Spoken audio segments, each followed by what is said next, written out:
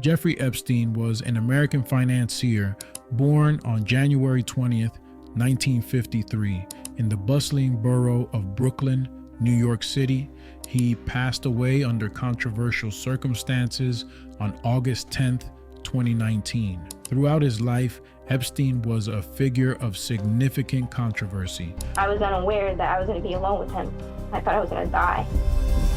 Largely due to his conviction as a sex offender and his involvement in a number of legal issues surrounding the abuse of women and children. Jeffrey grew up in a modest family environment. His parents, Pauline and Seymour Epstein, were of Jewish descent and provided a stable household. Despite the financial limitations, Jeffrey demonstrated an early aptitude for mathematics and music, skills that distinguished him from his peers. His academic prowess allowed him to skip grades, finishing high school at the age of 16, which set the stage for his future endeavors in education and finance. Despite not completing his higher education, Epstein began his professional journey as a teacher at the prestigious Dalton School in Manhattan. His lack of a college degree did not hinder his ability to secure this position, largely due to his charismatic personality and intellectual capabilities. However, his tenure as a teacher was marred by allegations of inappropriate behavior, leading to his eventual departure from the educational field. Transitioning from teaching, Epstein ventured into the world of finance, where his career took a significant turn. He joined the firm Bear Stearns, quickly making a name for himself and ascending through the ranks. Despite an abrupt departure from Bear Stearns due to a violation, Epstein did not falter. He established his own consulting firm, demonstrating his knack for navigating the complexities of financial markets and advising wealthy clients on investment strategies. Epstein's financial acumen and persuasive personality helped him cultivate a network of elite contacts, including politicians, celebrities, and business magnates. This network proved beneficial as Epstein expanded his ventures, founding J. Epstein and Company, a firm that managed the assets of billionaires. Among his clients was Leslie Wexner, the CEO of L Brands, marking the beginning of a significant professional relationship. However, Epstein's success was overshadowed by his criminal activities. In 2005, he became the subject of a police investigation in Palm Beach, Florida, following allegations of sexual abuse. The investigation revealed a pattern of abuse, leading to Epstein's conviction in 2008 for soliciting a minor for prostitution.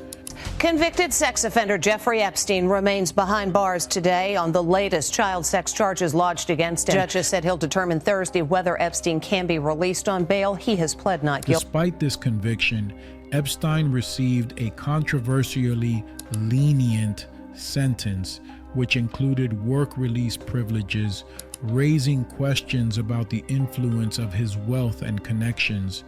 Epstein's legal troubles did not end there.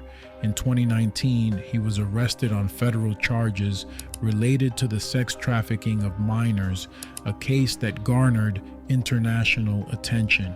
However, before the trial could commence, Epstein was found dead in his jail cell. Here, Jeffrey Epstein has taken his own life while he was behind bars. With the official cause of death ruled as suicide. This conclusion has been the subject of skepticism and conspiracy theories, further complicating Epstein's already complex legacy.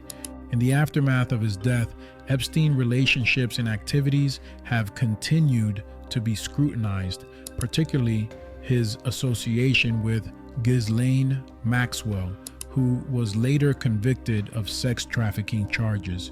Despite his contributions to finance and the questions surrounding his philanthropic efforts, Epstein's legacy is irrevocably tarnished by his criminal actions and the damage inflicted upon his victims. Epstein's story is a cautionary tale of how wealth and influence can intersect with criminal behavior, leaving a lasting impact on the individuals and communities affected by his actions. The controversies surrounding his life and death continue to evoke discussions about justice, accountability, and the societal mechanisms that allow such figures to rise and fall. Now on to Sean Diddy Combs. Born on a crisp November day in 1969 in Harlem's vibrant streets, Combs would soon become a force in music and business. His journey from a Howard University intern to music royalty is nothing short of cinematic. Let's start at Uptown Records in New York, where Combs sunk his teeth into the industry, climbing from intern to vice president of A&R, shaping the sounds of the 90s by nurturing talents like Jodeci and Mary J. However, after a surprising exit from Uptown, Combs didn't miss a beat, launching Bad Boy Entertainment in 1993. The label quickly became a powerhouse, kicking off with the success of Notorious Big's Ready to Die. Combs' golden touch extended to artists like Faith Evans and 112, and his production wizardry helped craft hits for Usher, Mariah Carey, and TLC, whose Crazy Sexy Cool became the decade's top R&B album. Yet, it wasn't all smooth sailing. The East Coast-West Coast rivalry reached its peak, with Tupac Shakur and Suge Knight openly mocking Combs and Biggie, adding tension to the rap scene. 1997 was a pivotal year for Combs, now known as Puff Daddy, with the release of No Way Out. The album's heartfelt tribute, I'll Be Missing You, for Biggie, captured hearts worldwide. Despite its success, critics accused Combs of diluting hip-hop's essence. Controversy followed Combs into the late 90s, with legal troubles stemming from a nightclub shooting.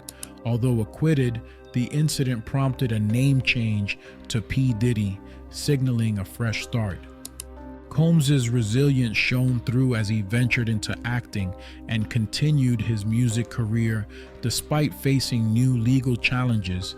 His adaptability was evident as he embraced pop collaborations, signing Dream and reviving Making the Band, proving his knack for discovering and shaping new talent.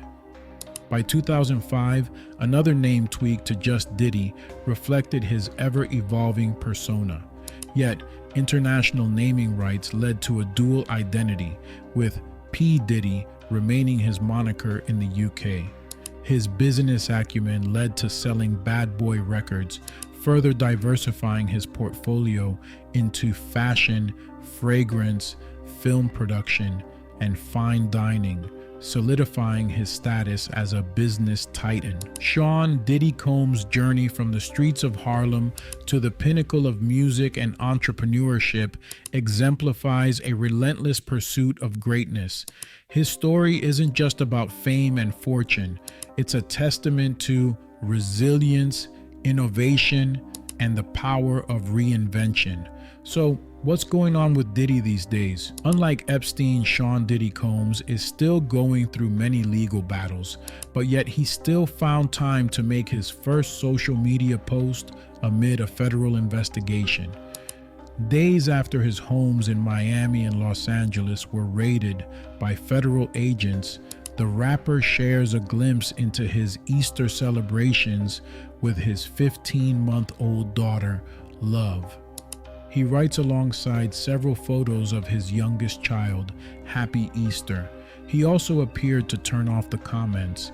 In the collection of snaps, Love wears several different Easter dresses, including a pink floral dress with a matching purse and a pink pea coat.